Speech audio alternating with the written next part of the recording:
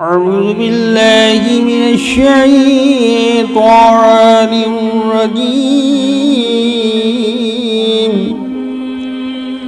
بسم الله الرحمن الرحيم.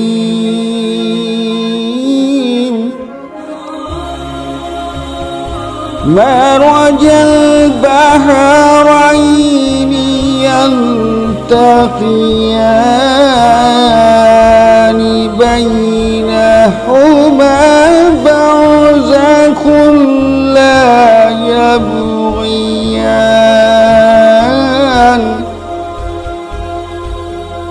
فبأي آلاء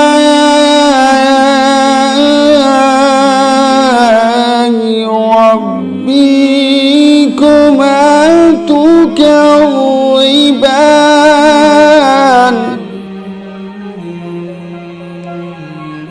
يخرج منهما اللؤلؤ والمرجان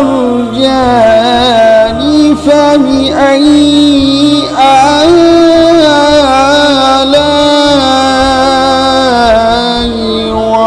ربكما تكذبان. دو دریا باہم ملے، ایک گوہر نایاب کی آمد ہوئی. کائنات کا پہلا نجیب الطرفین سید حسن لازوال لے کے افق بشریت پر رونما ہوا. ادھر قلب پیغمبر پر قرآن صامت نازل ہوا، ادھر آغوش پیغمبر کو قرآن ناطق حاصل ہوا. نیمہ ماہ مبارک کی صبح صادق نمودار ہوئی. روح خدیجۃ الکبریٰ شاد ہو گئی، فاطمہ زہرا کی گود آباد ہو گئی. وہ آیا تو کبھی جبریل نے اس کی گہوارہ جمانی کی، کبھی رضوان خیاط بنا، کبھی نبوت ناقہ بنی، تو کبھی خدائے بے نیاز نے شکریہ بھیجا. جواب تانے ابتر نسل امامت کا مصرع اول صفحہ کائنات پر رقم ہو گیا. بطول آپ کو فرزند مبارک ہو. ناظرین السلام علیکم. صراط مستقیم کی اس خصوصی پیشکش میں آپ کا ایک بار پھر خیر مقدم ہے. آج شب ولادت مولا امام حسن مجتبیٰ علیہ السلام ہے. ہم سب آپ تمامی حضرات کو تہہ دل سے تہنیت پیش کرتے ہیں. آج پھر ہمارے ساتھ موجود ہیں حجت الاسلام والمسلمین مولانا سید صبیح الحسین رضوی صاحب، جو انشاءاللہ آئندہ 3 دن تک امام کے فضائل آپ کے سامنے پیش کریں گے. ہمارے اور آپ کے ذہنوں میں جو سوالات آتے ہیں کچھ ان کی طرف بھی اشارہ کیا جائے گا. دیکھ کر ہم کو حسن محو ثنا آج کی سب، دیکھ کر ہم کو حسن محو ثنا آج کی شب، ہو کے خوش فاطمہ دیتی ہیں دعا آج کی شب. بہر تبریک چلو خانے زہرا کو چلیں، بہر تبریک چلو خانے زہرا کو چلیں، گوشے گوشے سے یہ آتی ہے صدا آج کی شب.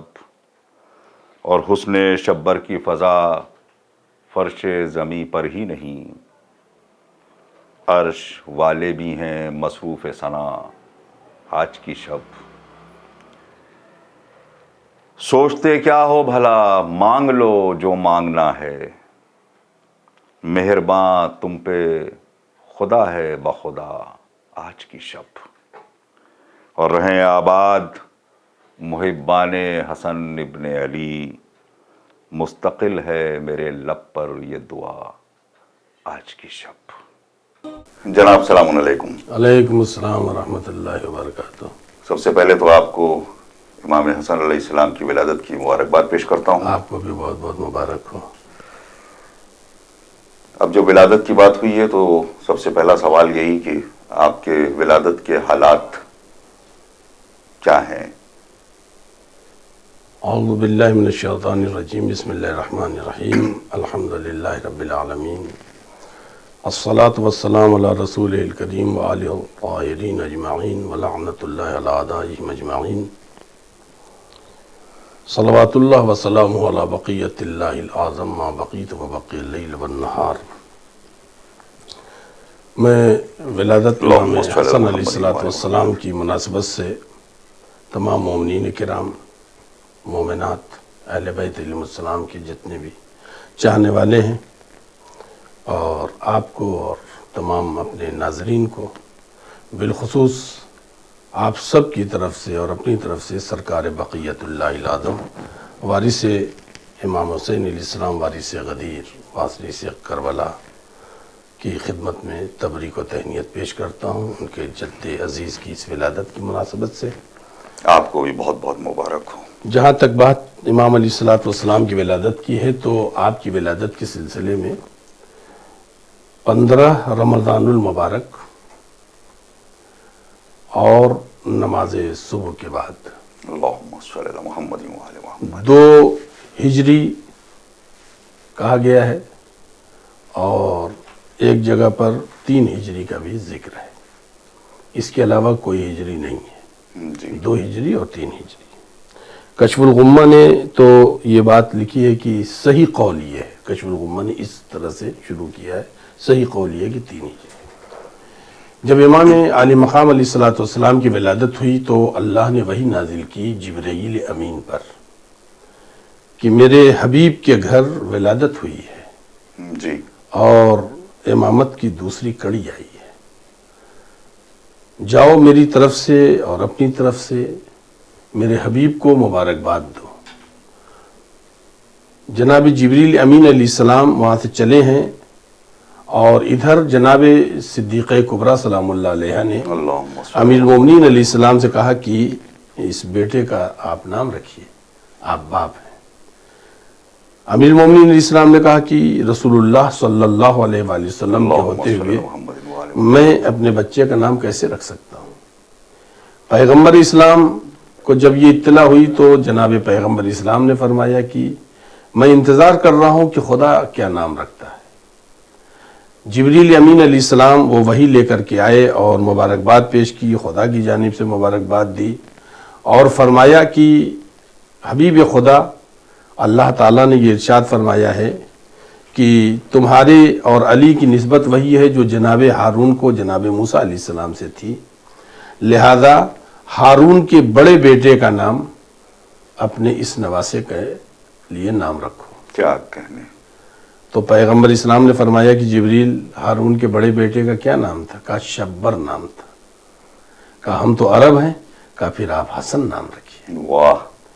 تو امام حسن علیہ السلام کی نامگزاری بھی گویا ولادت کے بعد کی نہیں ہے، یہ در حقیقت منشأ الہی میں، اور الہی وہ پروگرام کہ کتنے ہمیں اوصیہ بھیجنے ہیں اپنے حبیب کے لیے، اس میں وہ سارے نام ملتے ہیں، اور عربی میں حسن ہے اور عبرانی زبان میں آپ کو شبر کہتے ہیں۔ لہذا امام علیہ السلام کی اس مناسب ولادت کی موقع پر حضور سرور کائنات صلی اللہ علیہ وآلہ وسلم کے دل کو جتنی خوشی ملی ہوگی اتنی خوشی کسی اور کے دل کو نہیں ملی ہوگی، اس لیے کہ ڈائریکٹ تانع ابتریت، اپنے بچوں کو بتاتا چلوں کہ تانع ابتریت کیا ہے۔ جب جناب صدیقہ طاہرہ فاطمہ زہرا صلوات اللہ وسلامہ علیہا و ابیہا و بعلیہا و منیہا کی ولادت ہوئی ہے، چونکہ اس سے پہلے آپ کے 3 بھائی کا انتقال ہو چکا تھا، لہذا آپ کو آپ کی ولادت کے موقع پر یہ تانا دیا گیا کہ آپ کے ہاں تو لڑکی پیدا ہوئی ہے، نسل تو ختم ہو جائے گی، لہذا اس کو کہتے ہیں تانع ابتریت، پیغمبر ابتر ہیں، یعنی مطلب نسل ختم، اب ان کی نسل نہیں چلے گی۔ تو تانع ابتریت جو ہے یہ ڈائریکٹ پیغمبر کے گوش گزار ہوا ہے، تو پیغمبر کے دل اتنا دکھا تھا کہ پروردگار عالم کو آپ کی دلداری کرنی پڑی، آپ کو حوصلہ دینا پڑا۔ تو یہ پیغمبر اسلام صلی اللہ علیہ وآلہ وسلم نے چونکہ تانع ابتریت ڈائریکٹ سنا تھا، لہذا آپ کے ہاں جناب صدیقہ طاہرہ علیہ السلام کے بعد پہلی ولادت جو ہوئی ہے وہ امام حسن مجتبی علیہ السلام کی ہوئی ہے. تو امام حسن مجتبی علیہ السلام سکون قلب پیغمبر بھی ہیں اور طعنہ ابتریت کا جواب بھی ہیں. کیا کہنا، سبحان اللہ. قبلہ ایک بات ہم لوگوں کو بچپنے سے بتائی جاتی ہے کہ سب سے پہلا عقیقہ اسلام میں امام حسن علیہ السلام کا ہوا ہے. جی تو عقیقے کے حوالے سے ظاہر ہے کہ اس پہ بہت زیادہ تو نہیں بولا جا سکتا، لیکن میں یہ کہ عقیقہ کیوں، اس کی بنیاد کس بات پر ہے، کیوں ہونا چاہیے، جی اور یہ واجب ہے کہ مستحب ہے؟ دیکھیے یہ عقیقہ تو سنت مؤکدہ ہے. جی. یعنی ایک ایسی سنت پیغمبر جس کی تاکید کی گئی ہے جی. کہ کرنا چاہیے. جی. اگر یہاں تک کہا گیا کہ اگر والدین کے پاس پیسے نہیں تھے، وہ غریبی میں تھے، اور اگر انہوں نے تمہارے بچپنے میں نہیں کیا ہے تو تم جب بڑے ہو گئے تمہیں اگر یہ میسر ہے تو تم جو ہے اپنا عقیقہ کرو. یہاں تک تاکید کی گئی ہے. دیکھیے عقیقہ جو ہے یہ در حقیقت ایک اسلامی وہ اصول ہے جو مطلب نسل در نسل آیا ہے. جی. ایسا نہیں کہ یہ پہلی بار، ہاں اسلام آنے کے بعد جو حضور نے اعلان رسالت کیا اس کے بعد یہ پہلا عقیقہ تھا. اور یہ 7ویں دن جناب صدیقہ طاہرہ سلام اللہ علیہ پیغمبر کے پاس لائیں، 7ویں دن لے کر کے اپنے والد ماجد پیغمبر اسلام کے پاس آئیں. یہ 7واں دن تھا.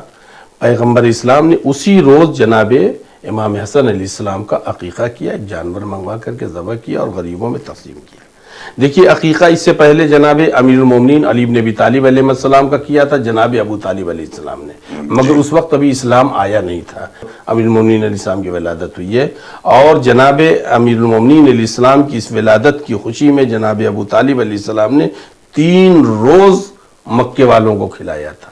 عقیقہ بہرحال اسلام کا اعلان ہونے کے بعد یہ پہلا عقیقہ تھا جو پیغمبر اسلام نے اپنے بڑے نواسے امام حسن علیہ السلام کا کیا. اور یہ عقیقہ در حقیقت ایک طرح کا صدقہ اور فدیہ ہے.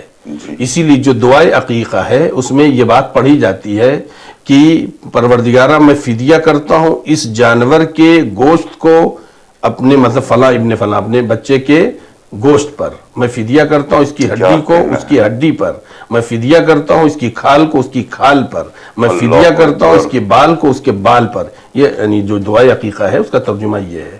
لہذا جو ہے یہ ایک طریقے کا یہ فدیہ ہے اور ہمارے ہاں لوگوں نے اس کو رسم بنا رکھا ہے. بھائی عقیقے کا گوشت غریبوں کا حق ہے. جی. یہ غریبوں کا حق ہے. لہذا یہ کوئی جشن منانے کا معاملہ نہیں ہے. نہیں اگر جشن منانا ہے تو بعد میں آپ دعوت کر کے جشن منائیں جتنا کرنا ہے بعد میں، مگر بچے کو کیوں پریشان رکھیں. یہ جو وبا اور بلا اور مصیبت اگر نہیں ہے بچے پر تو پیغمبر اسلام نے اپنے معصوم بیٹے کا عقیقہ کیوں کیا؟ جی. بیٹا تو معصوم تھا، معصوم کا بیٹا تھا، معصوم کا نوازا تھا. معصوم یا معصومہ ماں ہے، معصوم باپ ہے، معصوم نانا ہے اور جبریل امین وغیرہ جیسی شخصیتیں اس گھر میں آ رہی، کہاں سے وبا بلا جائے گی؟ مگر پیغمبر اسلام نے اپنی امت کو یہ بتایا کہ کس طریقے سے بلائیں اور مصیبتیں آتی ہیں. وہ بچہ سمجھتا ہے، وہ بچے پہ پڑتی، وہ بے زبان ہے، وہ نہیں کہہ سکتا. اب یہ تمہارا فریضہ ہے کہ اس کی بلا کو ٹالو، اس کی مصیبت کو ٹالو، تو فدیہ کر کے ٹالو. آپ عقیقہ 7ویں دن کریے حضور کی سنت کے مطابق اور اپنے بچوں کو بلا اور مصیبت سے بچائیے.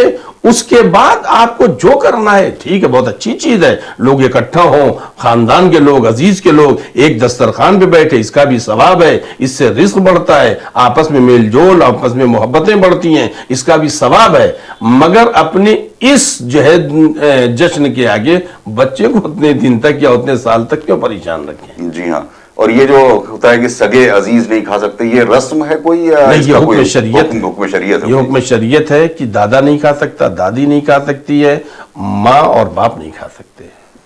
لیکن کتابوں میں کیا اس طرح کوئی ذکر ہے؟ پہلے میں حکمت کے نظریے سے بات کروں گا کہ امام حسن علیہ السلام کی حکمتیں بھی ان کے بچپنے میں نظر آتی ہوں، جب بچپنے میں کھیل رہے ہوں وہ بچوں کے بیچ میں، تو ایک عام سا کھیلنا ہوتا تھا یا کچھ اس میں الگ سا نظر آتا تھا حکیمانہ پہلو کو؟ دیکھیے اصل بات یہ ہے کہ امام حسن علیہ السلام جس ماحول میں پل رہے ہیں ظاہر سی بات ہے صاحب شریعت کی آغوش میں. جی. اور جو پوری دنیا کو تعلیم دینے کے لیے آیا ہے، اور جس کے بعثت کا ہدف ہی قرآن مجید نے تعلیم اور حکمت کی تعلیم اور قرآن کی تعلیم، کتاب کی تعلیم، تزکیہ نفس، اس لیے یہ مبعوث ہوا، اسی لیے وہ نبی بن کر کے آیا ہو، اور اس کی آغوش میں ڈائریکٹ جناب امام حسن علیہ السلام پل رہے ہیں۔ سبحان اللہ۔ دوسری طرف مولا کائنات جیسی عظیم شخصیت، اور وہ بھی جو باب مدینۃ العلم ہو، زمین سے زیادہ آسمان کے راستوں کو جانتا ہو۔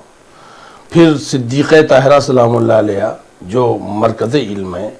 ان تین آغوش میں پلنے والے بچے کی بہرحال بچپنا بھی حکیمانہ نہیں رہے گا۔ بے شک۔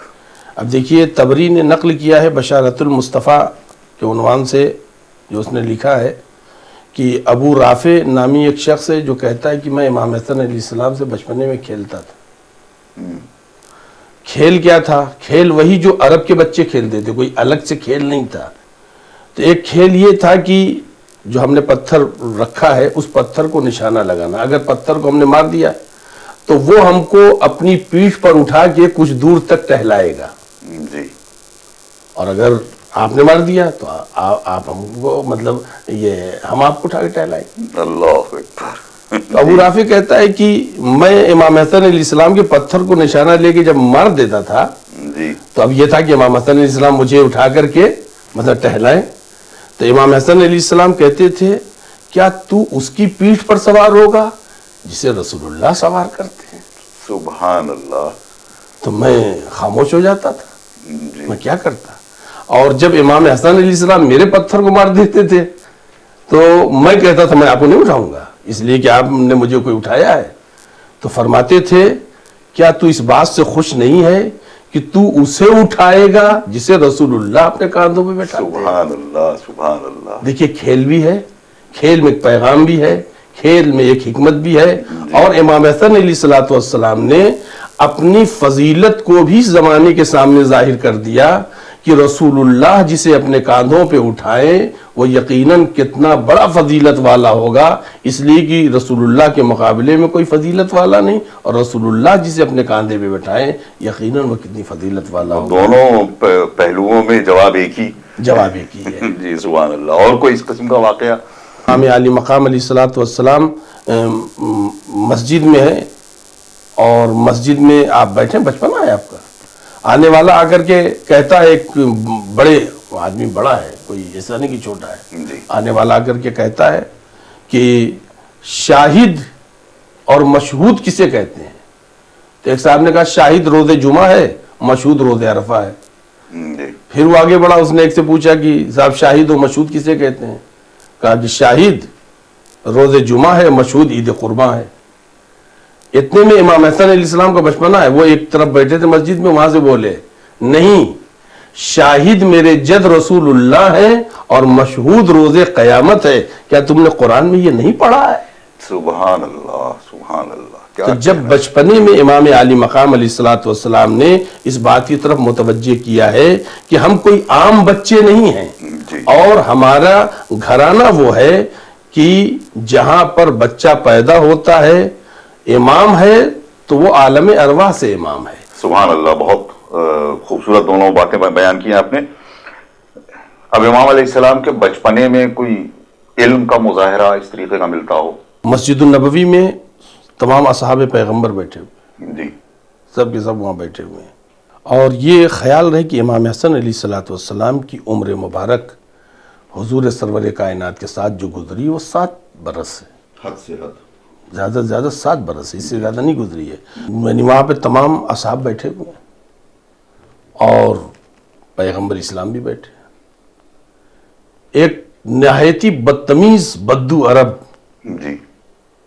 آتا ہے اور آ کر کے پیغمبر کے سامنے گستاخی کرتا ہے اور چیخ کے کہتا ہے کہاں ہے محمد، میں ان سے کچھ سوال کرنے آیا ہوں۔ جی۔ اصحاب کھڑے ہو گئے اسے لڑنے کے لیے، تو پیغمبر نے کہا نہیں بیٹھے۔ پیغمبر اسلام نے فرمایا تیرے سوالوں کا جواب تو یہ میرا بچہ دے دے گا۔ امام حسن علیہ السلام کی طرف اشارہ کیا، کیا کہنا۔ وہ شخص کہتا ہے آنے والا اچھا تو تم اپنے بچنے کے لیے بہانہ بنا رہے ہو اور بچے کا سہارا لے رہے ہو۔ تب امام حسن علیہ السلام نے فرمایا کہ میں تیرے سوالوں کا جواب تو دوں گا، تو سوالوں کے بہانے آیا ہے میرے جد کو قتل کرنے کے لیے، تو سوال کرنے نہیں آیا ہے، تو میرے جد کو قتل کرنے آیا ہے، تو سوال کرنے نہیں آیا ہے۔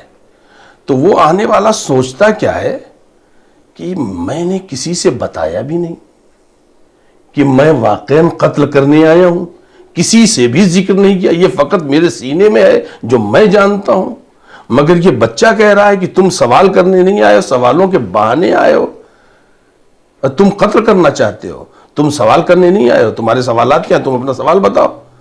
جب اس نے یہ سنا کہ یہ کہہ رہے تم قتل کرنے آئے ہو، تمہارا جو ہے مقصد جو ہے پیغمبر کو قتل کرنا ہے، سوال کرنا نہیں ہے، تو ایک مرتبہ وہ متوجہ ہوا تو امام حسن علیہ السلام نے کہا سن، تو میرے جد کو قتل بھی نہیں کر پائے گا اور یہاں سے اسلام لے کر جائے گا۔ سبحان اللہ۔ تو آنے والا کہتا کیا ہے کہ فرزند رسول میں نے تو کسی کو بتایا بھی نہیں کہ میں کس نیت سے آیا ہوں، مگر آپ نے میرے دل کی جو نیت بتا دی تو واقعاً میں اب کلمہ ہی پڑھ کر کے یہاں سے جاؤں گا۔ سبحان اللہ۔ اور مگر امام حسن علیہ السلام نے اپنی اور اپنے والد کی اور اپنے نانا کی پرسنالٹی کو اپنے حکمت سے بتایا ہے کہ دیکھ تو کہاں آیا ہے سوال کرنے کے لیے، میں اسی علمی خزانے اور علمی سمندر کا ایک حصہ ہوں جو تیرے دل کے اندر چھپی ہوئی اس بات کا اظہار کر رہا ہوں جو تو اب تک کسی کو بتا نہیں پایا ہے۔ سبحان اللہ، سبحان اللہ۔ جبکہ بچپنے کا تقاضا کیا ہونا چاہیے تھا؟ بچپنے کا تقاضا یہ ہونا چاہیے تھا کہ وہ یعنی کہتے کہ تو ٹھہر میں ابھی اپنے والد کو بلاتا ہوں، تو ٹھہر میں ابھی اپنے بابا کو بلاتا ہوں، تو ٹھہر میں ابھی جو اپنے گھر کے جوانوں کو بلاتا ہوں۔ بچپنا یہ کہہ رہا ہے، مگر امام حسن علیہ السلام کہہ رہے ہیں میں دنیا کے بچوں جیسا بچہ نہیں ہوں جو اپنی معمولی سی چند روزہ پرسنالٹی کو بیان کروں، میں وہ بچہ ہوں جو عصمت کے گھرانے میں پلا ہوں اور لوح محفوظ کا مطالعہ کرتا ہوں، لہذا میں اس منزل پر ہوں کہ میں اپنے باپ کی، اپنے والد کی، اپنے نانا کی، اپنے گھر والوں کی اس حقیقی پرسنالٹی کو اپنی علم و حکمت کے ذریعے سے بیان کروں جسے تو سمجھ نہیں پا رہا ہے۔ واہ واہ واہ واہ۔ اب آپ کی بچپنے میں کوئی اپنی شجاعت کا بھی آپ نے کوئی اظہار کیا ہے؟ جی، امام حسن علیہ السلام کی شجاعت کے بہت سے واقعات آپ کو ملیں گے، اور بہت سی امام حسن علیہ السلام کی سیرت نگاروں نے، اور یہ بھی نہیں کہ فقط ہمارے ہی علماء نے لکھا ہو، امام حسن علیہ السلام کے سلسلے سے بہت سی جگہوں پر وہ باتیں ملتی ہیں جو اغیار نے بھی لکھا ہے۔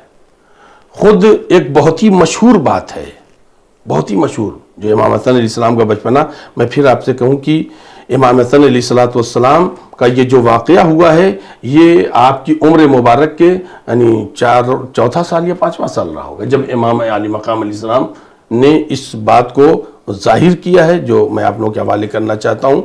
اصل میں صلح حدیبیہ جب ہوئی ہے، جی، حدیبیہ کی صلح جو ہوئی ہے جی کہ ہم ایک دوسرے پر تلوار نہیں چلائیں گے، جی، ایک دوسرے سے جنگ نہیں کریں گے، اور صلح حدیبیہ میں یہ بھی تھا کہ جو جس کے پیمان میں ہے، جو جس کے معاہدے میں ہے، وہ قبیلہ مکے میں ہو کہ مدینے میں ہو، مثلا اگر مشرکین کا کوئی قبیلہ مدینے میں ہے تو پیغمبر اس کو اذیت نہیں پہنچائیں گے یا مسلمان اسے قتل نہیں کریں گے، وہ اس کے پیمان میں، اس کے عہد میں، اس کے امان میں ہے۔ اسی طریقے سے اگر مکے میں اگر کوئی ایسا قبیلہ ہے جو پیغمبر اسلام سے اس نے پیمان لیا ہو اور پیغمبر کے امان میں ہو تو مشرکین مکہ اس کو قتل نہیں کریں گے، اس سے جنگ نہیں کریں گے۔ جی جی۔ مگر ہوا یہ کہ قبیلے بنی خزاعہ اور جو ہے قبیلہ یہ بنی بکر سے آپس میں کچھ جنگ ہو گئی اور مشرکین مکہ نے قبیلہ بنی بکر کا ساتھ دے دیا، اس میں سے وہ مقابل والے جو تھے ان کو جو ہے ایک آدمی کو قتل کر دیا۔ اب جو قتل کر دیا تو صلح حدیبیہ کی شرط ختم ہو گئی۔ اب جو صلح حدیبیہ کی شرط ختم ہو گئی تو ظاہر سی بات ہے اب تو مسلمان ان سے جنگ کریں گے، اب مسلمان ان پر حملہ کریں گے، اور یہ اتنے کمزور ہو چکے تھے، بدر و احد میں اتنے کمزور ہو چکے تھے کہ یہ لڑنے کے لائق نہیں تھے۔ مشرکین مکہ میں اتنی طاقت نہیں تھی، اس لیے کہ ان کے پاس اب وہ بہادر نہیں رہ گئے، سارے بہادر ان کے بدر و احد میں مارے جا چکے ہیں، یہ کمزور ہو گئے تھے، اور اقتصادی لحاظ سے بھی ان کی اکنامی بھی بالکل نیچے جا چکی تھی، تو اس اقتصادی لحاظ سے بھی یہ بہت ہی کمزور ہو چکے تھے، طاقت کے اعتبار سے بھی اور اقتصادیات کے لحاظ سے بھی۔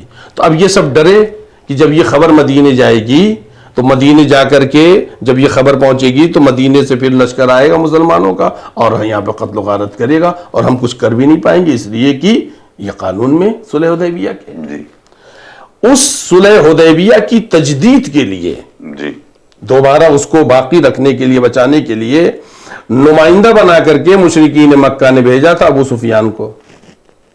ابو سفیان مدینے میں تو مسلمانوں نے اس کے سلام کا جواب نہیں دیا، پیغمبر کے پاس گیا، پیغمبر نے رخ موڑ لیا۔ اب رحمت للعالمین جس سے رخ موڑ لے اب اس کا کیا ہوگا؟ پھر اس کے بعد اس نے مسلمانوں سے اور دوسرے لوگوں سے رابطہ کیا جو بہت بڑی پرسنالٹیز تھیں، ان لوگوں سے وہ کیا۔ اس نے چاہا کہ اپنی بیٹی کے ذریعے سے، چونکہ ام حبیبہ اس کی بیٹی تھی جو پیغمبر کی زوجیت میں تھی، جس میں جناب ام حبیبہ نے اس چادر کو کھینچ لیا جس پر وہ بیٹھنے جا رہا تھا، اور آپ نے فرمایا تھا کہ نمائندے حق کے مسند پر نمائندے کفر نہیں بیٹھ سکتا ہے۔ یہ آپ کا ایک تاریخی جواب تاریخ میں موجود ہے، تمام مورخین نے لکھا ہے۔ اس نے راستہ نکالا کہ چلتے ہیں امیر المومنین علیہ السلام کے پاس، اور مولا کائنات علیہ السلام کوئی راستہ نکالیں گے اور میں کامیاب یہاں سے جاؤں گا۔ اس لیے کہ اس کو دو پریشانیاں تھیں، ایک پریشانی تو یہ تھی کہ صلح نہیں ہوگی تو پورا مکہ ہاتھ سے چلا جائے گا، دوسری پریشانی یہ تھی کہ اگر میں یہاں سے جاؤں گا اور ناکام گیا تو پھر وہاں والے بھی مجھ کو طنز کریں گے، مجھے تشریح کریں گے، اور تاریخ لکھتی بھی ہے کہ جب یہ ناکام ہو کر کے ہی پہنچا ہے تو اس کی بیوی نے اس کے سینے پر 2 لات ماری، یہ تاریخ میں ہے کہ تو کیا کرنے گیا تھا، بہت یعنی اپنی کالر اونچی کر کے، بہت اپنا سر اونچا کر کے میں جا رہا ہوں، میں صلح کی تجدید کرا کر کے آؤں گا، تو کیا کر کے آیا؟ اس لیے کہ بیوی بھی اس کی خوفزدہ تھی۔ تو جناب امیر المومنین علیہ السلام کے پاس آیا اور امیر المومنین علیہ السلام سے اس نے کہا کہ علی کوئی راستہ ہے؟ تو مولا نے کہا دیکھ راستہ کچھ نہیں ہے، اس لیے کہ تو نے عہد و پیمان توڑا ہے، اور پیغمبر عہد و پیمان میں کوئی بھی ذرہ برابر سمجھوتا نہیں کرتے ہیں، لہذا تو مکے واپس چلا جا۔ ابھی یہ بات ہو ہی رہی تھی کہ اتنے میں امام حسن علیہ السلام تشریف لائے۔ امام حسن علیہ السلام جب تشریف لے آئے ہیں تو وہ کہتا کیا ہے ابو سفیان کی اسی بچے کو لے کر کے جائیں تاکہ رسول اللہ اپنے نواسے کو دیکھ کر کے میری بات مان لے، یعنی اس کی شفاعت ہو جائے گی اس بچے کی۔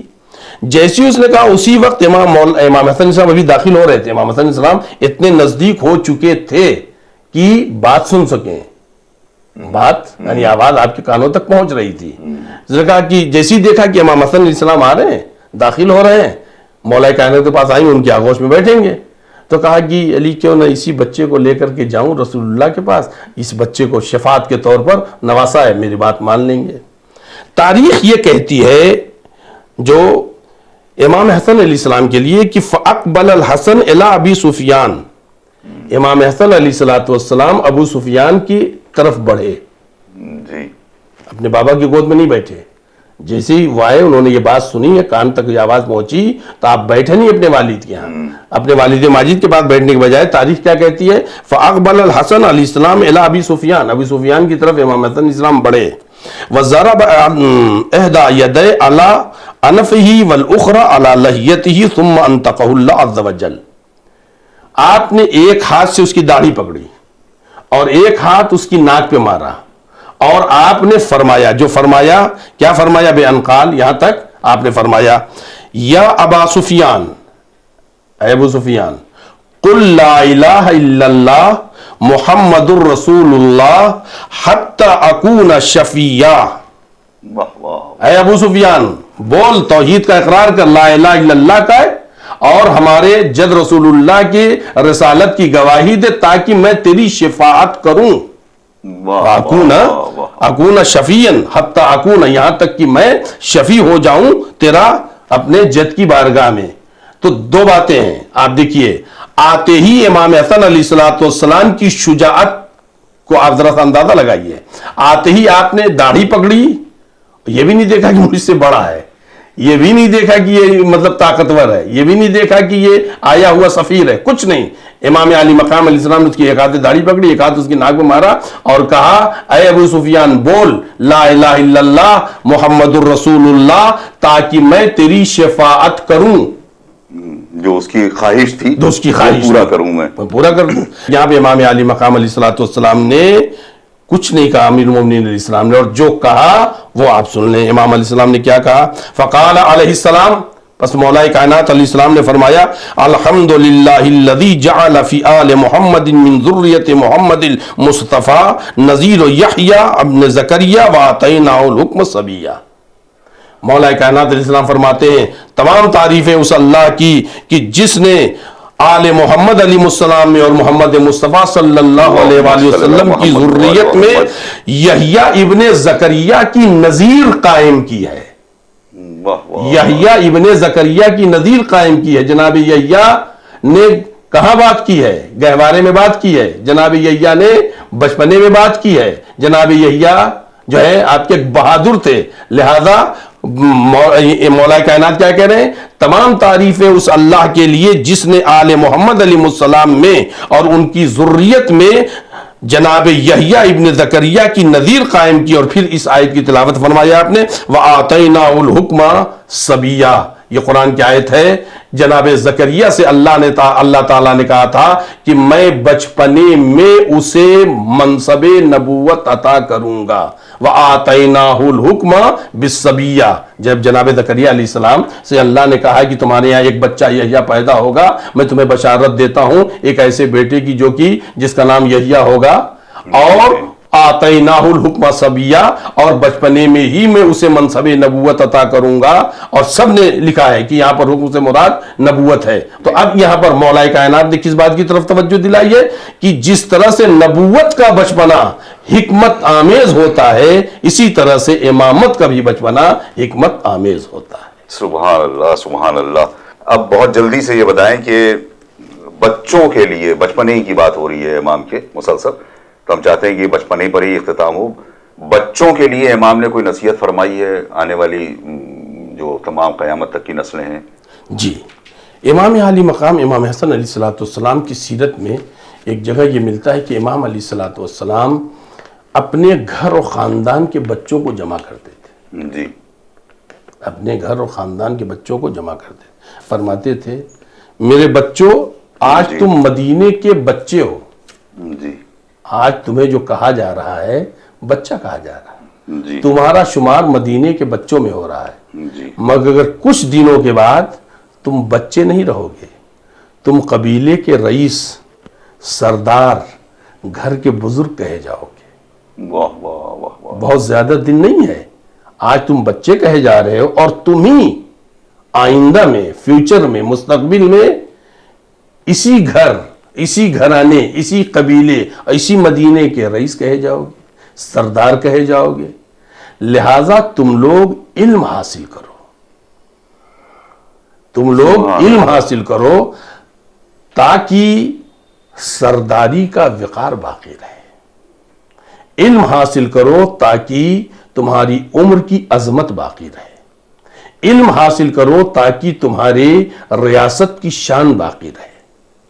دیکھیے عرب کے جس ماحول میں امام علی مقام علیہ السلام نے یہ بات کہی ہے، عرب کا ابھی وہ ماحول، وہ مزاج نہیں تھا. بالکل نہیں. وہ اپنے بچوں کو تلوار سکھاتے تھے، وہ اپنے بچوں کو نیزہ چلانا سکھاتے تھے، وہ اپنے بچوں کو جنگ و جدال کی کہانیاں سناتے تھے، وہ اپنے بچوں کو جھوٹے جھوٹے افسانے اپنے بزرگوں کو سناتے تھے. مگر امام حسن علیہ السلام نے اپنے چاہنے والوں کو بھی پیغام دے دیا اور پوری انسانیت کو پیغام دے دیا. وقار، عزت، پرسنالٹی، خاندانی عظمت اور شان یہ کبھی بھی دنیاوی چیزوں سے حاصل نہیں ہوگی. اگر اسے بچانا ہے، اسے بڑھانا ہے تو تمہیں علم کی روشنی حاصل کرنی ہوگی، اور علم کی بنیاد پر تم رہو نہ رہو مگر تمہارے وقار کا چراغ جلتا رہے گا. تم رہو نہ رہو مگر تمہاری عظمتوں کا سورج طلوع ہوتا رہے گا.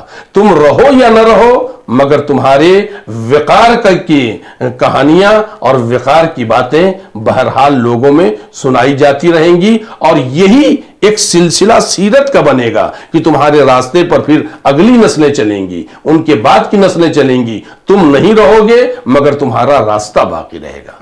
امام علی مقام علیہ السلام نے 1400 سال پہلے، آج 1400 سال کے بعد لوگ ایجوکیشن کی طرف متوجہ ہو رہے ہیں، 1400 سال پہلے امام حسن علیہ السلام نے اپنے گھرانے کے بچوں کو جمع کر کے قیامت تک کے لوگوں کو آواز دے دی، باقی رہنا ہے اور اگر وقار بچانا ہے تو نہ دولتوں سے بچے گی، نہ منصبوں سے بچے گی، نہ حکومتوں سے بچے گی، اگر یہ عزت بچے گی، اگر یہ وقار بچے گا، اگر یہ عظمت محفوظ رہے گی تو اس کے لیے علم ضروری ہے۔ علم کی روشنی کبھی بھی چورائی نہیں جاتی۔ سبحان اللہ۔ اور جس کے پاس علم ہو وہ دنیا میں اپنی 3 چیزوں سے ظاہر ہوتا ہے۔ امام حسن علیہ السلام ہی فرماتے ہیں بروز محشر جو کامیاب انسان ہوگا وہ ہوگا کہ جس کو غصہ آئے اور سامنے والا اس سے کمزور بھی ہو، اس کو شکست دینے کی قدرت بھی رکھتا ہو، مگر غصے کو پی جائے اور اس پر ظلم نہ کرے۔